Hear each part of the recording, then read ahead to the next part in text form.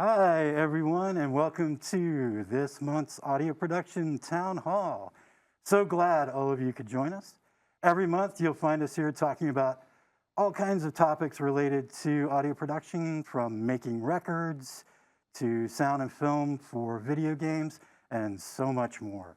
We hope you plan to join us regularly, but if you do miss a session, you should be able to find an archive recording at the same link. Today, we're going to talk about 6 plugins, audio mixing plugins, that we think you should be taking advantage of. 3 of them are already in your Launchbox goodies. We're also going to talk about 3 absolutely free plugins that you might have checked out, maybe have never heard of, but we think it's something you'll really like. My name is John Curtis. I am your department chair. I'm also the course director for Advanced Mixing Techniques later in the program. Joining me today is our course director for Vocal Techniques and Neighborhood Pro Tools Guru, Mr. Ed Tinley. Ed, how are you? Doing well. How are you, John? Fantastic. All right, so Ed, I think you have 3 plugins that they already get in their Launchbox. Yes, I do. That we think would be really fantastic, and I'm looking forward to seeing what these are. All right, so with your Launchbox, you have a Pro Tools Ultimate subscription. I'm going to look at a couple of the Avid Pro plugins that come in with your subscription. If you don't have these installed, the Avid Pro compressor, the Avid Pro limiter, I believe there's a multi-band compressor and an expander gate as well, 4 plugins in the package. You can get them through the Avid link if you want to download them through the Avid link program, or you can go to your my.avid.com account. Make sure you sign in with your email that's associated with your Pro Tools Ultimate account. Click on View My Products. Oh, it's making me re-log in. Sorry, 1 second. We waited too long. Make sure to show everybody your password. There you go. Everybody knows it now. If I can get it right on the first time. Live television, you gotta like it.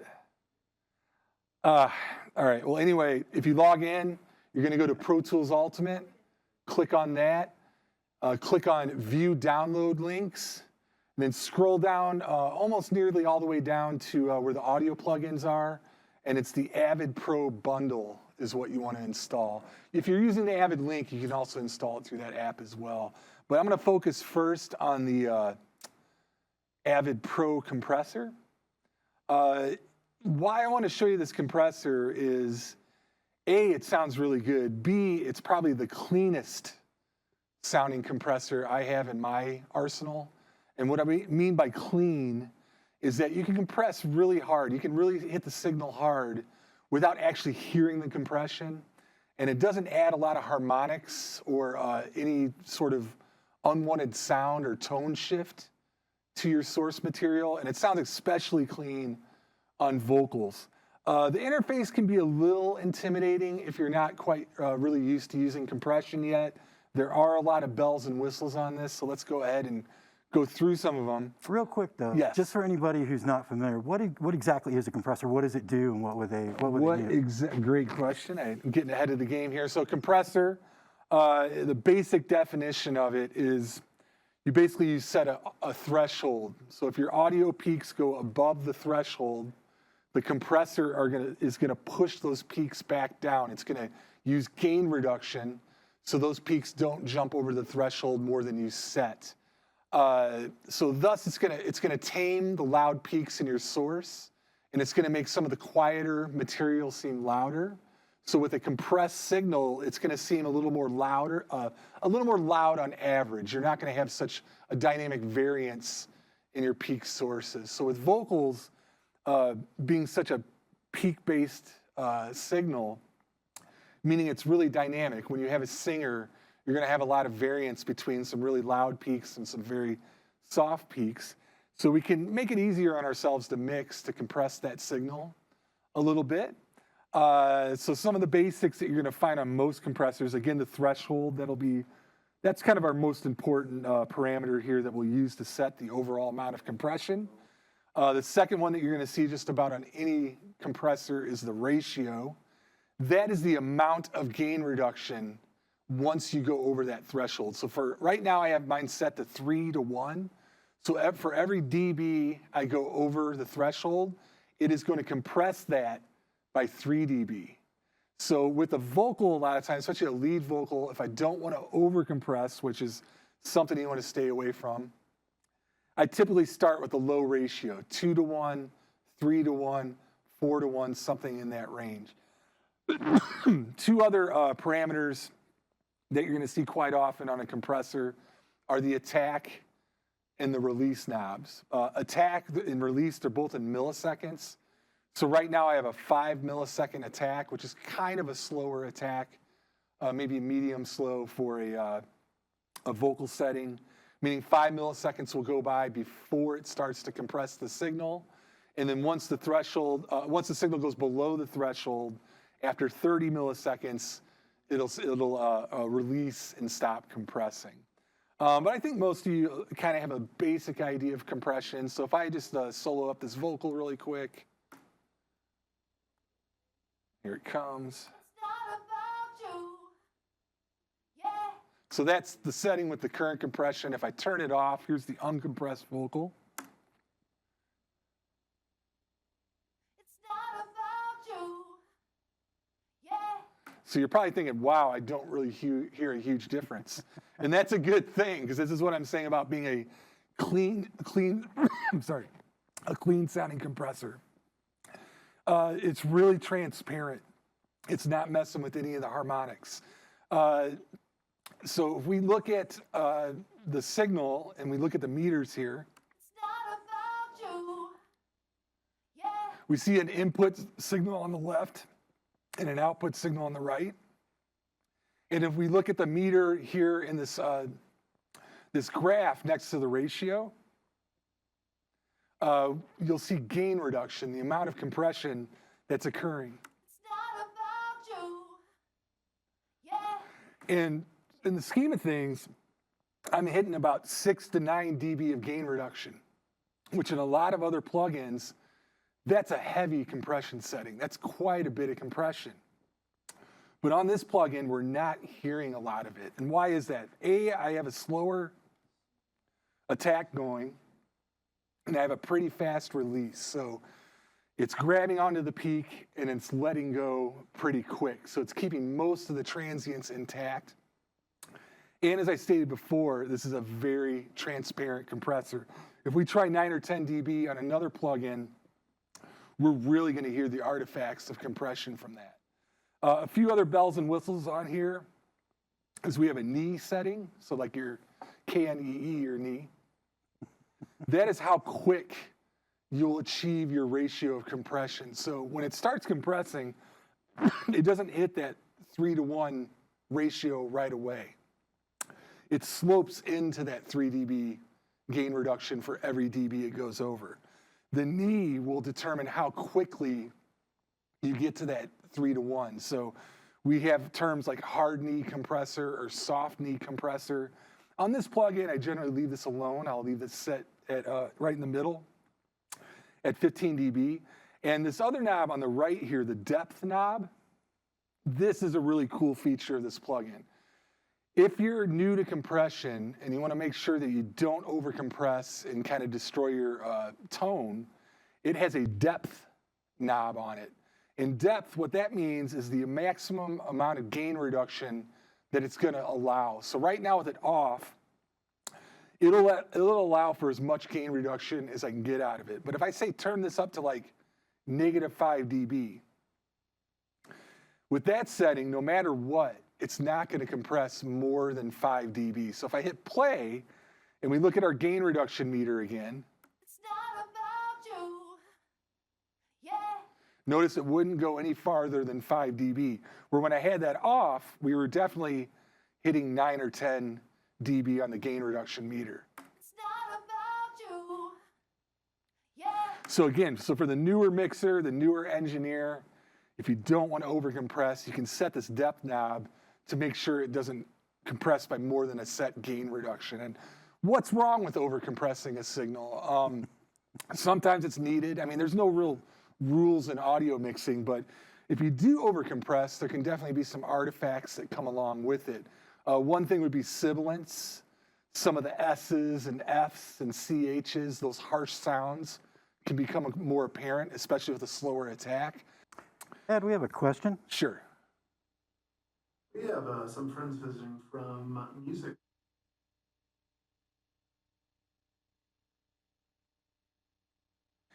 I wasn't able to find anything. If with music production, if part of your launch box is the Pro Tools Ultimate subscription, you definitely get these plugins along with it. Again, log into your my.avid account, my.avid.com. Go to My Products, then click on Download Links. Then there'll be a huge list of all the available audio plugins, ARA2 plugins, MIDI effects. But if you scroll all the way down to where the audio plugins are, you should see the Pro Bundle. I think it's called 2022 point something, like 2022.8. That was the last update. It was actually about 4 years ago. But hopefully, yeah, if you have Pro Tools Ultimate, you will have this as part of your package.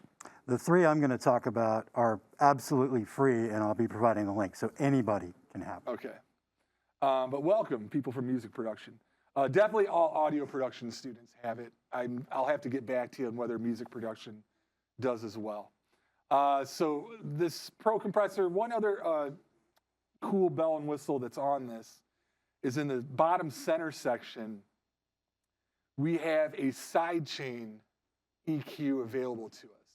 Now, when you sidechain a compressor and you apply a EQ curve to it, so if I take this little button here and start dragging it to the right, I'm inducing a high-pass filter. If you don't understand what a high-pass filter is, that means whatever frequency I set it to, if I set this to 150 hertz, that means anything below 150 hertz is not being sent to the compression circuit. Like I said, if I solo that, there we go. Oh, I think I'm sorry. I hit it on the wrong one. If we go to the one more to the right there, that's the right, the fourth symbol over there is the one that I wanted. It's not about you. Yeah. So that's my three. I'll hand it back to you, John. Awesome. Thanks so much, Ed. Wow. I think six might have been a bit much. You just took us on a nice compressor journey. I ate up a ton of time. That's absolutely, no, that's awesome. That's so awesome. So my three, really, two of them are just metering plugins. And metering is, I'll give everybody I'll show everybody what I'm going to do and then the links, and then I'll try to get some demos here in a second. But metering is really, really important, especially with most mixing. And probably the number one plugin I recommend to my students, in fact, we start off immediately, and they see it in other courses too, is Voxengo Span. I was turned on to this probably over a decade ago. And the fact that it's free is just a testament to Voxengo's commitment to the industry. So what this is going to do is help you analyze your entire mix. In fact, that's probably the place you want to put it the most, is after your processing on your master, excuse me, or stereo output. So it's not so much a replacement for what you're hearing. Always use your ears. But Span has come in so handy. You're listening to a mix and you're like, something sounds really weird. And you could go through and try to solo individual channels to find out what it is. Sometimes being able to go to a frequency spectrum meter and look and see, like, there's just a weird peak or a dip somewhere, and you're like, oh, I bet that's this, judging by where it is frequency-wise. And I'll show you an example here in a second. But yeah, go to voxengo.com/product/span. And again, it's absolutely free. It works for audio units, AAX, VST, cross-platform. So highly, highly recommended, and definitely something you should be using. Now, really quickly, if you go to the tube of views and our guru Dan Worrell. You haven't checked out Dan Worrell's videos. Man's a genius. Great YouTuber. Yep. 7 years ago, he produced this video called basically Mixing with Your Eyes. Ian Shepard introduced me, and mastering engineer Ian Shepard introduced me to Span way back when. I kind of used his settings and changed them. I changed my settings to Dan's because they're brilliant. And in this quick video, he will walk you through his settings for Span and how to slow down everything, smooth it out a little bit, and even be able to show you mid-side with stereo if you're kind of going over. So you can just search YouTube, Dan Worrell, W-O-R-R-A-L-L, and just type in Span or Voxengo Span. It'll probably take you right to the video.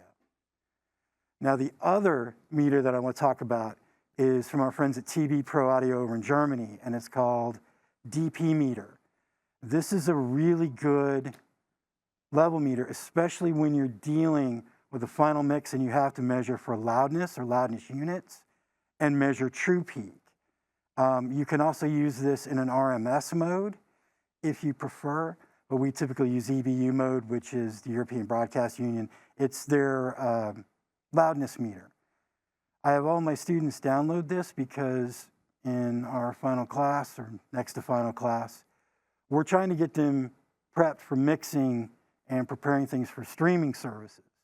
And having a really good loudness true peak meter is definitely something that you need.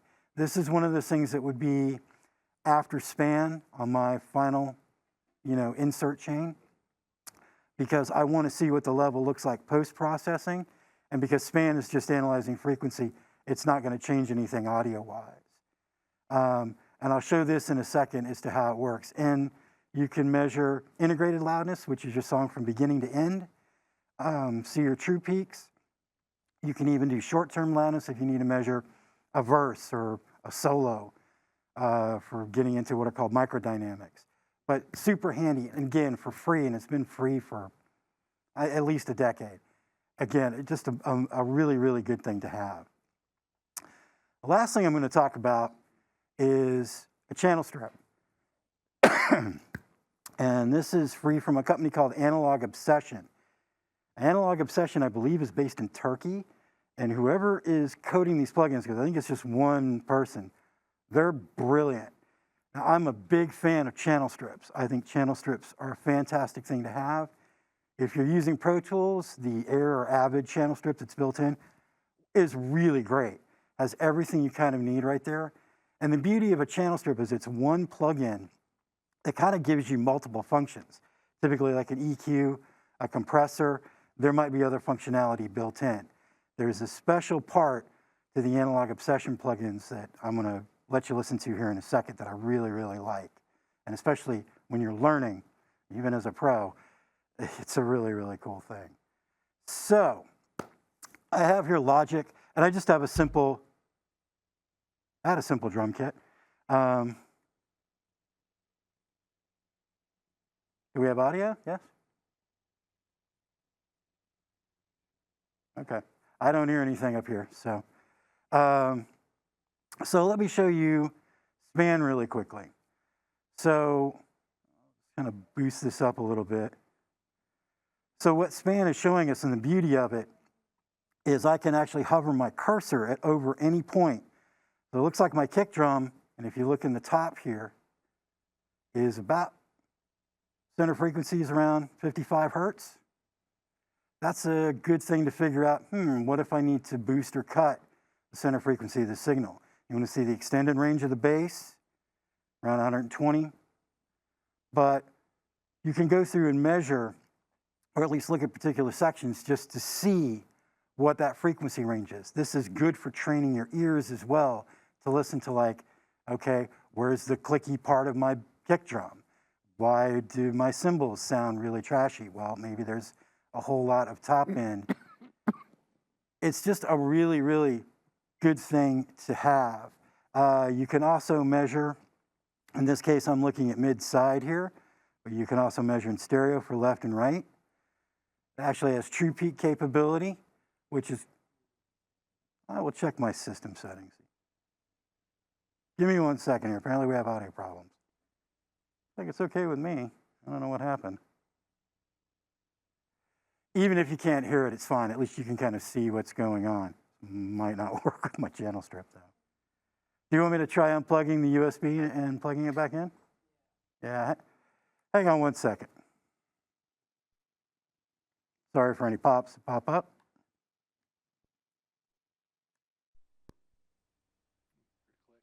I heard a click. Good sign.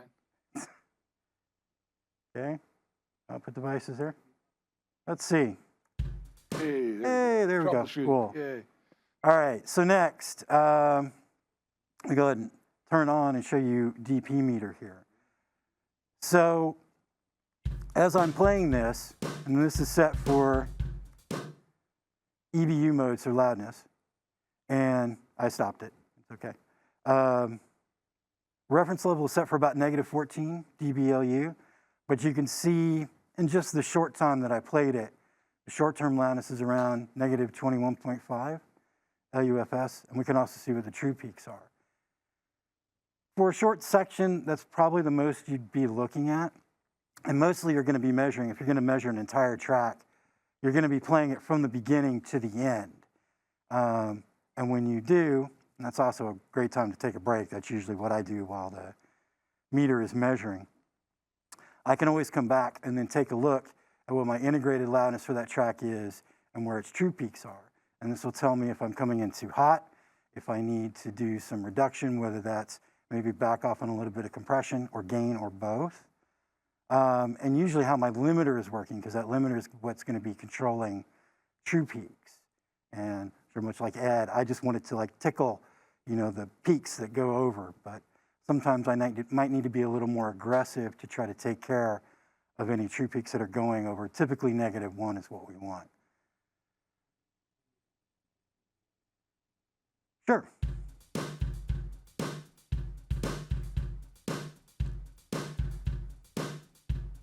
Awesome. All right, so I highly recommend Span. I highly recommend DP meter. Even if you don't understand it completely with DP meter, there are presets, factory, anything LU, maybe LU -16, LU -14 is probably perfect. And at least kind of gives you an idea of where you want to aim for as far as mixing for streaming services. And this is kind of all over the place. Typically, it's somewhere between about -16 to -14. That's what the majors kind of normalize to. They can go a little bit over too. It can Yeah, I be somewhere think, between -14 to -12. Your Spotify and YouTube are about -14, -16 for Apple Music. But then if you're on, you know, Instagram or Facebook, it's going to be much louder than that. So it varies. I guess we should tell them what a LUFS unit is, right? Well, it's a way of measuring that's basically more attuned to the way we hear, as opposed to kind of like a standard, you know, I mean, it's a dB is a dB, but a loudness unit is based on kind of an average of the way our ears hear. So when you're measuring something integrated, it's getting an idea of how the whole mix is going to sound. Where this came from, not to sidebar too much, is from television commercials. You would be watching a movie and suddenly this television commercial would be 3 times louder than what you're watching to, so you're racing for the remote to try to turn it down. By the Calm Act, it was basically said, yeah, you have to keep everything at a certain level, so it wouldn't, you know, you wouldn't be racing for the remote every time a commercial came on. It doesn't affect streaming. I don't think it affected cable, if I'm right. It's just broadcast, so your mileage may vary. Anyway, audio engineers went, hey, that's a cool thing. Can we use it? And wound up putting it into, especially for the upcoming streaming services. And now it's used all the time. If you turn on sound check or replay gain, you're basically normalizing to a loudness level, a LUFS level. All righty. How are we doing on time? Have I got a couple minutes? Fantastic. All right. Trying to make some space here. So this is Chanev from Analog Obsession. This is a Neve-based channel strip and kind of an unusual one. And it kind of goes in order. We have like the infamous 72 mic pre at the beginning. That goes into a de-esser, which then goes into an EQ, goes into the compressor at the bottom, and finally a limiter. After that, it goes into a tape stage. So we actually have a drive amount and an output. Now, the 1972 preamp is, let's just say, a very coveted thing in the audio industry. They sound amazing. They're very beautiful, also unbelievably expensive. This does a really good job of replicating it. And like I said, with channel strips, one of the coolest things about having channel strips is having multiple devices in one plugin. So you could easily build your own channel strip. You could assign, an EQ in one slot and then a compressor after that, maybe another EQ compressor, whatever you want. But then you have multiple plugins. And unless you can save those as kind of a group, which I only know of a couple of DAWs that'll let you do that. If you want to copy that across multiple channels, you're doing the option drag thing times however many plugins and however many channels. If you're using a channel strip, it's just one thing you can option drag or copy to multiple channels. It makes working a lot more efficient, at least to me. Here's the coolest thing I love, and this is actually with every single Analog Obsession plugin. They build basically gain structure into all their plugins. There's automatic gain compensation built into this. So if I play this drum track and I start cranking up the mic gain,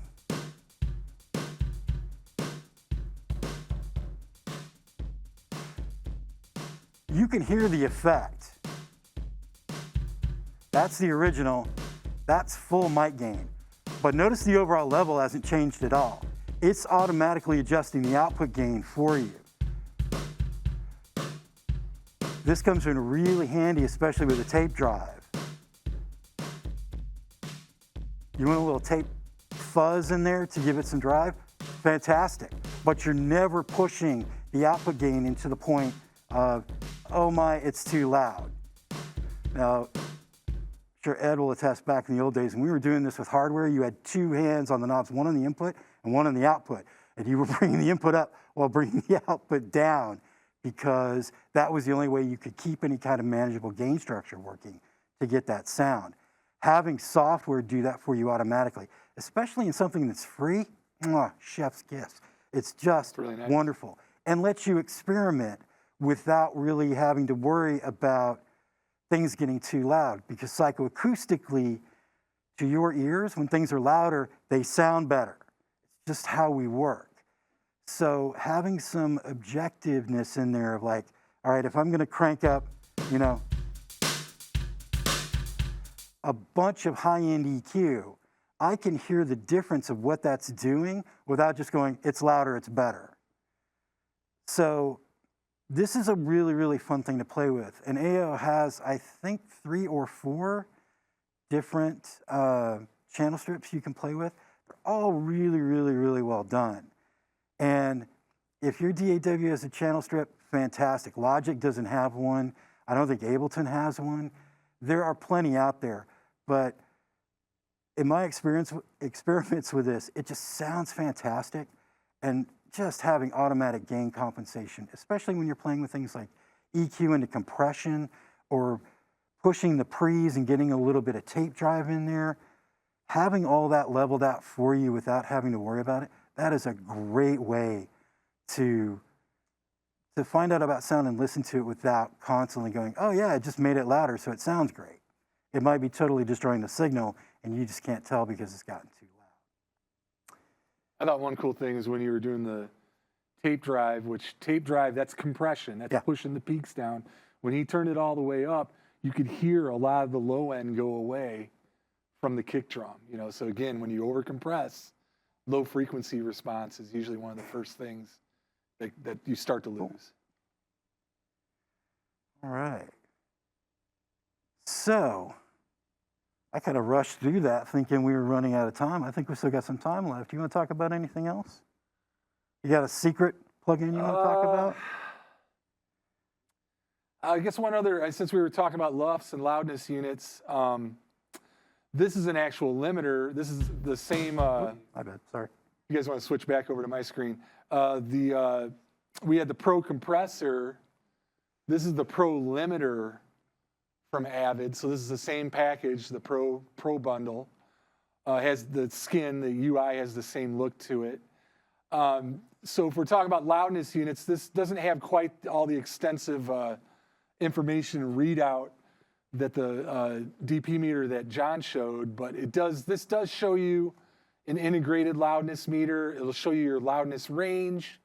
It'll show you true peak, and it shows short term as well. Pretty simple plugin. You put this across your whole mix. So your limiter is typically going to be the last audio plugin in your mixing chain. Yes, you can put the meters after that, but those aren't doing anything to the sound. So typically on a mix bus, I'll have my mix compressor first. Maybe I'll do some tape emulation after that. Maybe some EQ after that. And then the very last thing in your chain, your mix chain, will be the limiter. And as John was saying earlier, the first thing we should do with the limiter is we should set that output ceiling. Because these are known as brick wall limiters, which is, it's just a compressor. But a limiter means it's a higher ratio. Usually limiting we consider like 20 to 1. Anything over 10 to 1. Anything over limited. 10 to 1 really, I think is the classical definition of limiting. So 20 to 1, 50 to 1, infinity to 1. You can really set these, there's not a ratio to set here, but basically what this limiter means, it's no matter what you set the ceiling to or the output threshold, it's not going to let any peaks go above that. It shouldn't, in theory. So this is measured in dB true peak. This just means the peaks of the dB full scale. So typically for music, we're going to set that to -1. Andrew Sheps, I think I saw, had his at -0.1 because he has to just be a little louder, than everybody else. He is loud. He's one louder. But I think the typical standard you'll see if you Google this, -1 dB true peak. So that's the first thing with any limiter, digital limiter for your mix. If you're going to set LUF levels, make sure we set that to -1, making sure that no peak goes above that -1 threshold. Now, this is a very simple setup. It has a character knob that I'm not going to mess with. It's a soft limiter, so again, that's going to emulate like either a tube saturation or a tape saturation. It can make it so you can round off some of these peaks so you can actually get a little bit more of a loudness contour going. There is a release. I just have this on auto. 99% of the time when I use a limiter, I have this on auto release. I don't typically mess with the release on a limiter. But it's real simple. If you just bring down the threshold, either the more you bring it down, the louder your mix is going to get. And what I like, if we look at the input meter, you see that gold line going down, or green line? It's gold. That's gold. Okay, I'm kind of colorblind.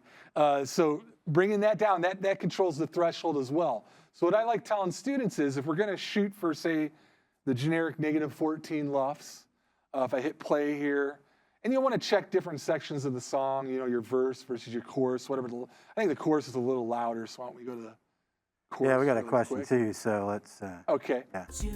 It's not about Okay. you. Yeah. Like the whole world. So if I bring that down just above the peaks of those meters, that's usually a good starting point. You'll see a gain reduction there as well. It's not about you. I think it's at most it's done 5.4 dB of gain reduction. And right now we were right around -12.5 LUFs. So I need to bring that threshold up. Remember, these are negative numbers. So the smaller, the lower the number, if we get to -8, -6, that's actually a lot louder. So if we want this to come down, we're going to bring that threshold up, and that should get us to -14. So we have a question? No, question was rescinded. So, but yeah, we are at kind of a stopping point here. Okay. I will say one more thing. The one thing I love about the Pro limiter, the Avid Pro limiter, is that the ceiling is true peak aware. So if you're dealing for streaming, it actually understands true peaks and not just regular peaks. Talk about that later. All right. So thank you, everybody. I think that's about all the time we have for today. I hope you've enjoyed hearing about, well, now 7 plugins we thought that maybe you hadn't learned about, experienced, tried out. Remember that our audio production town hall is a monthly event. We ordinarily do that on the last Monday of each month. Keep an eye on Full Sail 1 for information about next month's town hall. And we would really like to thank all of the Live Pro students in this month's AV Tech class and their course director, John Cost. You guys have been fabulous. They do all of this work just for you, and we really appreciate it. Thank you so much. Good group, yep. Thank you all for joining us, and we will see you next month.